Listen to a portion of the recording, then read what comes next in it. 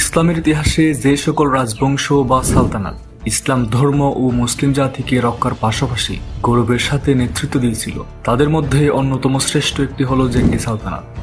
একাদশ ও দ্বাদশ শতকে খ্রিস্টান ক্রুসেডারদের আক্রমণে পতনোন্মুখ মুসলিম বিশ্বের প্রতিরক্ষার দেওয়াল হয়ে সগৌরবে দাঁড়িয়েছিল এই সালতানাতের সুলতানগণ। ওগুস তুর্কি জাতির বিখ্যাত শাখা জেঙ্গি রাজবংশের উত্থান হয় মুসলিম বীর সেনানী ইমাদউদ্দিন জেঙ্গির নেতৃত্বে। তিনি 1127 খ্রিস্টাব্দে ইরাকের মসুলকে কেন্দ্র করে জেঙ্গি সালতানাতের ভিত্তিপ্রস্তর স্থাপন করেন।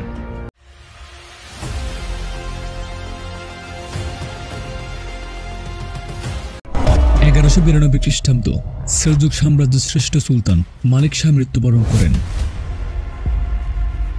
তার মৃত্যুর পর একদিকে গৃহযুদ্ধকে কেন্দ্র করে সেলজুক সাম্রাজ্য দুর্বল হতে থাকে, অন্যদিকে 3 পবিত্র ভূমি সহ প্রায় সমগ্র মুসলিম বিশ্ব অরক্ষিত হয়ে পড়ে। এই সুযোগে ইউরোপের বর্বর খ্রিস্টান ক্রুসেডাররা 1096 খ্রিস্টাব্দের প্রথম ক্রুসেড যুদ্ধে জেরুজালেম সহ বেশ কিছু মুসলিম শহর দখল করে নেয় এবং হাজার হাজার মুসলমানদের নৃশংসভাবে হত্যা করে। মুসলিম জাতি এবং ইসলামী বিশ্বের এই দুঃসময়ে একজন মহান বীরের আবির্ভাব ঘটে। তিনি হলেন জেঙ্গি রাজবংশের প্রতিষ্ঠাতা বীর সেনানী ইমামউদ্দিন জেঙ্গি। তিনি মুসলিম জাতি এবং ইসলামের মর্যাদা রক্ষা করতে গিয়ে নিজের জীবন উৎসর্গ করেছিলেন। ইমাদউদ্দিন জেঙ্গি 1085 খ্রিস্টাব্দে সিরিয়ার আলেপ্পা শহরে জন্মগ্রহণ করেন। তার পিতা আকসুঙ্কর ছিলেন সেলজুক সুলতান মালিক শাহের অধীনে আলেপ্পার গভর্নর, কিন্তু 1194 খ্রিস্টাব্দে দামেস্কের সেলজুক শাসক আমির তুতুস বিদ্রোহের অপরাধে আকসুঙ্করকে হত্যা করে। এই সময় ইমাদউদ্দিনের বয়স ছিল মাত্র 10 বছর। এরপর ইমাদউদ্দিন তার পরিবারবর্গ সহ মসুলের গভর্নর আমির কেরবুগার অধীনে বসবাস করতে থাকে। ইমাদউদ্দিন মসুলে থাকতে যুদ্ধবিদ্যায় পারদর্শী হন। এই সময় জেরুজালেম সহ প্রায় সমগ্র আরবে খ্রিস্টান ক্রুসেডারদের আধিপত্য চলছিল। 1127 খ্রিস্টাব্দে তৎকালীন সেলজুক সুলতান দ্বিতীয় মাহমুদ ইমাদউদ্দিন জেঙ্গিকে মসুল এবং 1128 খ্রিস্টাব্দে আলেপ্পার গভর্নর হিসেবে নিযুক্ত করেন। তিনি পরবর্তীতে এই দুটি শহর একত্রিত করে জেঙ্গি রাজবংশী শাসন প্রতিষ্ঠা করেন এবং আমির উপাধি লাভ করেন। 1131 খ্রিস্টাব্দে সেলজুক সুলতান দ্বিতীয় মাহমুদের মৃত্যুর পর সেলজুক সাম্রাজ্যের সিংহাসন দখলকে কেন্দ্র করে গৃহযুদ্ধের সূচনা হয়। এই সময় ইমাদউদ্দিন জেঙ্গি ইরাকের হিমস এবং হিল্লাল সহ বেশ কিছু অঞ্চলে নিজের আধিপত্য প্রতিষ্ঠা করেন। এরপর তিনি মুসলমানদের ঐক্য পুনঃপ্রতিষ্ঠার উদ্দেশ্যে আব্বাসি খিলাফতের রাজধানী বাগদাদকে নিজের রাজ্যভুক্ত করার জন্য যুদ্ধ অভিযান পরিচালনা করেন, কিন্তু এই যুদ্ধে তিনি শোচনীয়ভাবে পরাজয় বরণ করেন এবং ইরাকের তিকরিত প্রদেশের গভর্নর নিজামউদ্দিন আইয়ুবের সাহায্যে তিনি এই যুদ্ধে প্রাণে রক্ষা পান। ভিউয়ার্স, নিজামউদ্দিন আইয়ুব হলেন জেরুজালেম বিজয়ী সুলতান সালাউদ্দিন আইয়ুবের পিতা।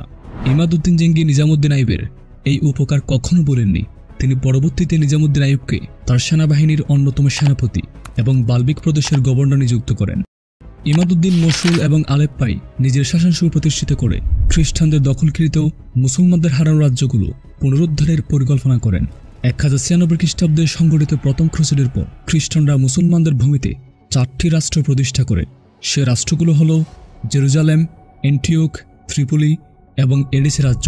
ইমাদউদ্দিন জেঙ্গি এই রাজ্যসমূহ পুনরুদ্ধারের জন্য সমগ্র মুসলিম বিশ্বে জেহাদের ডাক দেন, কিন্তু দ্বিধাবিভক্ত হওয়া মুসলিম বিশ্ব কিংবা ক্ষমতালোভী মুসলিম শাসকদের কেউ তার ডাকে সাড়া দেননি। এমনকি দামেস্কের তৎকালীন আমির ক্রুসেডারদের সাথে শান্তি চুক্তি করে। তাই তিনি দামেস্ক বিজয় করার জন্য সর্বোচ্চ চেষ্টা করেছিলেন, কিন্তু দামেস্কের আমিরের কাছে তিনি পরাজিত হন।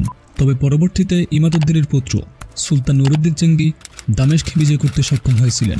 এত পরাজয়ের পরও ইমাদউদ্দিন কখনো হতাশ কিংবা লক্ষ্যচ্যুত হননি। 1137 খ্রিস্টাব্দে তিনি যুদ্ধ অভিযান পরিচালনা করে জেরুজালেম রাজ্যের অধীনস্থ খ্রিস্টানদের একটি দুর্গ বিজয় করেন। কিন্তু ইতিমধ্যে বাইজেন্টের সম্রাট দ্বিতীয় জন কমেনাস এন্টিওক রাজ্যকে নিজের সাম্রাজ্যভুক্ত করে এবং বাকি খ্রিস্টান রাজ্যসমূহের সাথে মিত্রতা স্থাপন করে ইমাদউদ্দিন জেঙ্গির বিজয়রথ প্রতিরোধ করে। ফলে ইমাদউদ্দিন জেঙ্গি খ্রিস্টানদের দখলকৃত রাজ্যসমূহ জয় করতে ব্যর্থ হন, কিন্তু তিনি দমে যাওয়ার পাত্র ছিলেন না। ইমাদউদ্দিন জেঙ্গি পরবর্তী কয়েক বছর তার সামরিক শক্তি আরও বৃদ্ধি করেন। অতঃপর 1144 খ্রিস্টাব্দে ক্রুসেড রাজ্য এডিসা বিজয়ের উদ্দেশ্যে যুদ্ধ অভিযান পরিচালনা করেন। অবশেষে দীর্ঘ 4 মাস অবরোধের পর তিনি এডিসা রাজ্য বিজয় করে ক্রুসেডারদের সিরিয়া থেকে বিতাড়িত করেন। এডিসা বিজয়ের পর তৎকালীন আব্বাসি খলিফা তাকে আতাবেক উপাধিতে ভূষিত করেন। এই বিজয়ের ফলে একদিকে সমগ্র মুসলিম বিশ্বে তার সম্মান ও মর্যাদা বৃদ্ধি পায়, অন্যদিকে খ্রিস্টান ক্রুসেডাররা প্রতিশোধ পরায়ণ হয়ে ওঠে। ফলে ইসলাম কিংবা পৃথিবীর ইতিহাসে সবচেয়ে গুরুত্বপূর্ণ একটি ঘটনা দ্বিতীয় ক্রুসেড যুদ্ধের সূচনা হয়। এডিসা বিজয়ের 1 বছর পর 1145 খ্রিস্টাব্দে তিনি দামেস্ক বিজয়ের অভিযান অব্যাহত রাখেন, কিন্তু 1144 খ্রিস্টাব্দে এক ফ্রাঙ্কিশ খ্রিস্টান ক্রুসেদাসের ছুরিকাঘাতে নিহত হন জেঙ্গি রাজবংশের প্রতিষ্ঠাতা এবং প্রথম ক্রুসেডের মুসলিম বীর আমির ইমাদ-উদ্দিন জেঙ্গি। ইমাদ-উদ্দিন জেঙ্গির 4 জন পুত্র সন্তান ছিল। তারা হল নূর-উদ্দিন জেঙ্গি, নসরুদ্দিন, সাইফুদ্দিন গাজী এবং কুতুবউদ্দিন গাজী। 1146 খ্রিস্টাব্দে ইমাদ-উদ্দিন জেঙ্গির মৃত্যুর পর জেঙ্গি রাজ্য তার 2 পুত্র নূর-উদ্দিন জেঙ্গি এবং সাইফুদ্দিন গাজীর মধ্যে বিভক্ত হয়ে যায়। এই সময় নসরুদ্দিন নূর-উদ্দিন জেঙ্গির সাথে এবং কুতুবউদ্দিন মেওদুদ সাইফুদ্দিনের সাথে ছিলেন। নূর-উদ্দিন জেঙ্গি সিরিয়ার আলেপ্পো কেন্দ্রিক স্বাধীন জেঙ্গি সালতানাত প্রতিষ্ঠা করেন। অন্যদিকে সাইফুদ্দিন ইরাকের মসুল কেন্দ্রিক জেঙ্গি রাজ্য প্রতিষ্ঠা করেন। এই সময় কুতুবউদ্দিন মেওদুদ হোমস শহরের আমির হিসেবে নিযুক্ত হন। 1149 খ্রিস্টাব্দে সাইফুদ্দিন গাজীর মৃত্যুর পর কুতুবউদ্দিন মেওদুদ মসুল বিজয় করে নিজেকে মসুলের আমির হিসেবে ঘোষণা করেন। এদিকে সুলতান নূরউদ্দিন চেয়েছিলেন হোমস এবং মসুল নিজের সালতানাত মুক্ত করতে, তাই তিনি কুতুবউদ্দিনের বিরুদ্ধে যুদ্ধ অভিযান পরিচালনার পরিকল্পনা করেন। ঠিক এই সময় ক্রুসেডারদের আক্রমণ এবং দামেস্ক আমিরাতের বিরুদ্ধে সংঘর্ষের কারণে নূর-উদ্দিন জেঙ্গি ভ্রাতা কুতুবউদ্দিনের সাথে চুক্তি করেন। চুক্তি অনুযায়ী কুতুবউদ্দিন নূর-উদ্দিন জেঙ্গিকে সুলতান হিসেবে স্বীকৃতি প্রদান করে এবং জেঙ্গি রাজবংশের অধীনে মসুলের শাসক হিসেবে মনোনীত হন। পরবর্তীতে তিনি নূর-উদ্দিন জেঙ্গির নেতৃত্বে অনেক যুদ্ধ এবং বিজয় অভিযানে সহযোগিতা করেছিলেন। 1164 খ্রিস্টাব্দে নূর-উদ্দিনের সেনাপতি আসাদ-উদ্দিন শিরকুহ জেরুজালেমের খ্রিস্টান রাজা আমাললিকের আক্রমণ থেকে মিশরকে রক্ষার উদ্দেশ্যে বিজয় অভিযান পরিচালনা করেন। এই অভিযানে শিরকুহের সাথে ছিলেন তার ভ্রাতুষ্পুত্র ইউসুফ, যিনি সুলতান সালাউদ্দিন আইয়ুবী নামে বিখ্যাত। অপরদিকে নূর-উদ্দিন জেঙ্গি মুসলিম ভূমিতে প্রতিষ্ঠিত খ্রিস্টান রাজ্য অ্যান্টিওক, ত্রিপলি ও জেরুজালেম পুনরুদ্ধারের জন্য প্রচেষ্টা চালান। এডিসা রাজ্য ইতিপূর্বে ইমাদ-উদ্দিন জেঙ্গি পুনরুদ্ধার করতে সক্ষম হন। 1165 খ্রিস্টাব্দে সুলতান নূর-উদ্দিন জেঙ্গি অ্যান্টিওক বিজয়ের উদ্দেশ্যে যুদ্ধ অভিযান পরিচালনা করেন। এই যুদ্ধে কুতুবউদ্দিন মেওদুদ তার সেনাবাহিনী নিয়ে সুলতান নূর-উদ্দিনের সাথে যোগদান করেন। উভয়ের সম্মিলিতভাবে বীরত্বের সাথে যুদ্ধ করে খ্রিস্টানদের পরাজিত করে অ্যান্টিওক রাজ্য পুনরুদ্ধার করেন। একইভাবে 1167 খ্রিস্টাব্দে ত্রিপলি বিজয়ের সময় কুতুবউদ্দিন মেওদুদ সুলতান নূর-উদ্দিন জেঙ্গিকে সহযোগিতা করেছিলেন। জেঙ্গি রাজবংশের উত্থানে আইয়ুবিদ রাজবংশের ভূমিকা ছিল অপরিসীম। ইমাদ-উদ্দিন জেঙ্গি এবং নূর-উদ্দিন জেঙ্গি শাসনামলে আইয়ুবিদরা রাজ্যের গুরুত্বপূর্ণ পদে অধিষ্ঠিত ছিলেন। নিজামুদ্দিন আইয়ুব ছিলেন দামেস্কের প্রধান প্রশাসক, আসাদ-উদ্দিন শিরকুহ ছিলেন জেঙ্গি সেনাবাহিনীর প্রধান সেনাপতি। তাছাড়া নিজামুদ্দিন আইয়ুবের পুত্র সালাউদ্দিন আইয়ুবীও 1169 খ্রিস্টাব্দে চাচা শিরকুহের সাথে মিশর বিজয় করে সুনাম অর্জন করেন। তাছাড়া সুলতান নূর-উদ্দিন জেঙ্গি সালাউদ্দিন সহ আইয়ুবিদ পরিবারের সদস্যদের খুবই সমাদর করতেন। এই বিষয়টি কুতুবউদ্দিন মেওদুদ ভালোভাবে গ্রহণ করেননি।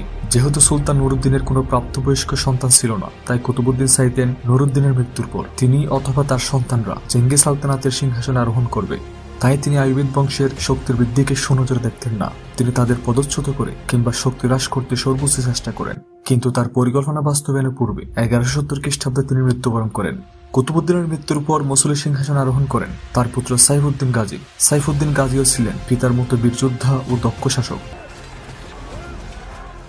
1170 খ্রিস্টাব্দে সুলতান নূর-উদ্দিন জেঙ্গির মৃত্যুর পর জেঙ্গিদ সাম্রাজ্যের নাবালক সুলতান মালিক আস-সালের অভিভাবক নিযুক্ত হলে সিরিয়ার দামেস্ক সুলতান সালাউদ্দিন আইয়ুবীর অধীনে চলে আসে। মালিক আস-সালে সুলতান সালাউদ্দিনের অধীনস্থ আমির হিসেবে আলেপ্পোর শাসন কার্য পরিচালনা করেন। কিন্তু মসুলের জেঙ্গিদ শাসক মালিক সাইফুদ্দিন গাজী সুলতান সালাউদ্দিনের কর্তৃত্ব স্বীকার করে এবং তাকে সিরিয়া ত্যাগ করে মিশরে ফিরে যেতে আহ্বান জানায়। ফলে 1175 খ্রিস্টাব্দে আইয়ুবিদ এবং জেঙ্গিদের মধ্যে সংঘটিত হয় ঐতিহাসিক হামার যুদ্ধ।